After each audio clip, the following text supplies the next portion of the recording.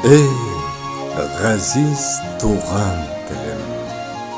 Татарстанда туған тілдер һәм халыклар бердәмлеге елы. Татарстан президенты каршындагы татар телен саклау һәм үстерү мәсьәләләре комиссиясе һәм Татарстан дәүләт телерадиокомпаниясе тәкъдим итә. Кадерле дуслар, игътибарыгызга өр-яңа юмористик радиосериал «Мин әтине өйрәтәм». Уйнап, көлеп, җырлап, биеп, татарча өйрәнәбез. Уйыны да, чыны да бергә булыр җәмәгать. Беренче дәрес. Кем бу? Нәрсә бу? Сәлам, дуслар. Таныш булыйк. Минем исемем Гөлназ. Популяр блогер. Шиһабетдин Мәрҗани исемен йөртүче гимназиянең 8нче сыйныф укучысы. Ага, тагын дөрес әйтмәдең, апа. Нәрсә, безнең гимназиягә аяклар үскән мәллә? Гимназия ничек йөрсен ди инде ул? Шиһабетдин Мәрҗани исемендәге гимназия дип әйтергә кирәк иде. Ай, менә бу бәйләнчек малай минем энем Камил була инде. Сәлам. 6нчы сыйныфта укый. Отличник. Безнең гимназиядәге кушаматы профессор. Татар теле олимпиадаларында рәттән җиңеп бара. Кайткач, безне татарча дөрес сөйләшергә өйрәтеп башны катырып бетерә. Татарча да яхшы бел, русча да яхшы бел. Икесе дә безнең өчен бик кирәкле яхшы тел. Аңладыңмы, апа? Аңладым. Бигрәк тә ул әтигә тыңга бирми. Әти, зорланып ул әле минем блогны караучыларга. Даже армиядә дә, Түгел, хәтта армиядә дә бу кадәр интектирмәгәннәр иде. Бу, ялгыш бер сүз әйтсәң, башка шүкергә генә тора. Без үскәндә бит Казанда татар мәктәпләре юк иде. Сезнең кебек профессор булып булмады. Әле ярый ул чакта авыл бар иде дигән улым. Менә безнең яраткан Дәваниебез сезгә кушылды. Минем телефонга карап сөйлә, Дәвани. Блогны караучылар синең мотор калфагыңны күреп торсыннар. Үзебезнең гомер заводта үтте. Иртән китү, кич кайту дигәндәй. Җәйге каникулларда әби бабаң янында ятып, көзгә чын татар малае булып килә идең шул улым. Аллаһның рәхмәте төшкере. Әле ярый авыл бар иде. Әле ярый безнең бәхеткә. Киленебез саф татар кызы. Авыл кызы дип тә өстә карчык. Монысы безнең дәвәте. Дөньядагы иң гадел, иң зирәк кеше ул безнең. Менә шул иң зирәк булганга әйтәм дә инде. Уңдык без киленнән. Рәхмәт төшкере. Ияткәй, малайыгызга лаеклы булырга тырышам инде. Күрдегезме, минем әнием ничек оста сөйләшә. Чын дипломат, үзе шибәр, үзе уңган, үзе акыллы. Ул миңа һәр яклап үрнәк. Мин әтигә охшарга тырышам.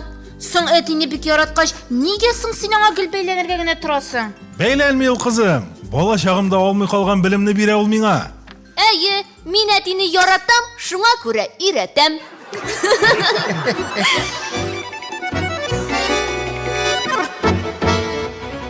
Менә шулай күңелле итеп яшәп ятабыз инде без, дуслар. Бүген ял көне. Әнием белән бергәләп тәмле почмаклар пешердек, янына кайнар шулпа әзерләдек. Әйдәгез балалар, әйдәгез, табынга утырышыйк. Өч почмак кайнар вакытта тәмле була ул. Әйдәгез әле балалар. Исләре.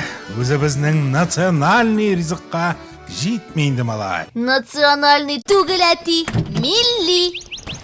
Шыпшык кергән. Кем ачык калдырган бу форточканы? Форточка түгел, җиллек. Бу кыш шыпшык түгел, песнәк.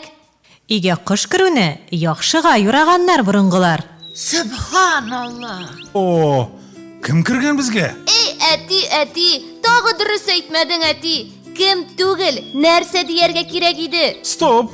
Менә монысында үзең тотылдың улым. Форточкадан очып кергән. Җиллектән. Ну да, җиллектән очып кергән. Шушы песнәк баласы нәни генә булса да ул барыбер җан иясе. Значит, одушевленный предмет. Демәк, бу кем? Бу песнәк. Аңладыңмы? Алайса, безнең ишек алдында Актуш та кем буламыни? Актушның да җаны бар, то есть одушевленный. Демәк, ул да кем була? Анысы әйбәт, әти. Ақтуш та минем дустым бит ул. Күрші, сен уйлап тапқан тел бик шәп икән. Ату татарча нәрсә дип мыскыл итәләр. Кеше кебек бит ул безнең Ақтуш.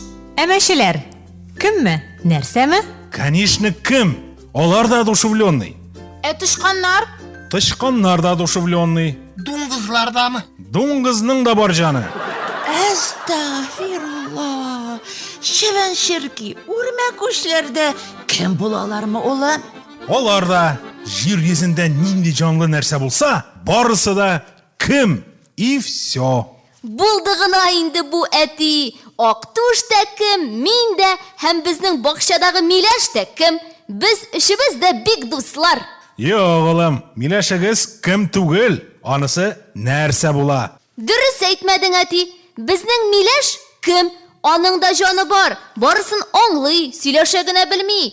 Хей, аңласа да йөри алмыш ул Миләшең. Йөри алмагач, нәрсә инде ул? Бары тик йөргән әйберләр генә кем була? Белдеңме? Белдем. Безнең дәүәтинең Жигулие ватык чагында нәрсә була? Хәрәкәтләнгәндә кем була? Дөрес әйттемме, әти? Уф, улым, башны катырдың тәки. Әллә мине юрый шаяртасың инде? Юри шаяртам, әти. Рус телендә нәкъ син әйткәнчә җанлы әйберләрнең барысына да кем дип эндәшәбез. Ә безнең татар телебездә бары тик кешегә генә кем дип әйтәбез. Менә бу матур песнәктә нәрсә буламы ни? Казың әле ул үзе. Дәванияны Семенка белән... Көнбагыш белән. Әйе инде, көнбагыш белән сыйлады да җиллектән чыгарып җибәрде. Әти, бу профессор дөрес сөйлимисең? Шыттырмыймы ул? Минем анагам һәр вакытта дөресен сөйли улам. Без малай чакта әкиятләрне борын заманда яшәгән ди бер кемсә дип башлыйлар иде. Димәк, кем сүзе ул? Үзе ул кеше дигән мәгънәне белдерә. Каралы дәвәти. Баш үзеңдә, Мин күпме сөйләгәнне бер сүз белән әйттең дә салдың. Улым, син үзеңдә бик матур дәрес бирдең. Моннан соң гомергә дә онытмам. Димәк, татар телендә кеше булса кем? Җир йөзендәге башка бөтен әйберләр. Нәрсә? Дөрес, бишле, әти.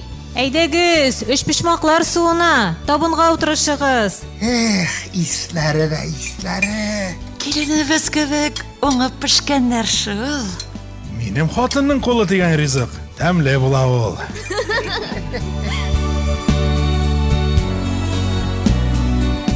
Менә шундый хәлләр бездә, дуслар.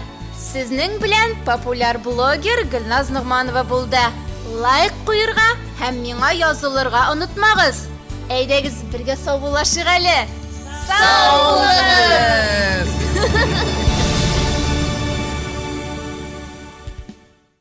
Кадерле дуслар, сез «Мин әтине өйрәтәм» дигән шаян радиосериалның беренче чыгарылышын тыңладыгыз.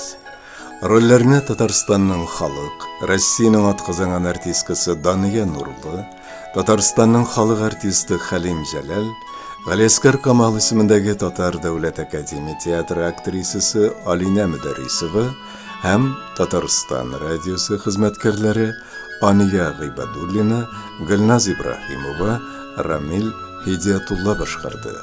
Сценарий авторы Насим Акмал. Режиссеры Рамил Хидиятулла. Программа Татарстан президенты каршындагы татар телен саклау һәм үстерү мәсьәләләре комиссиясе ярдәме белән әзерләнде.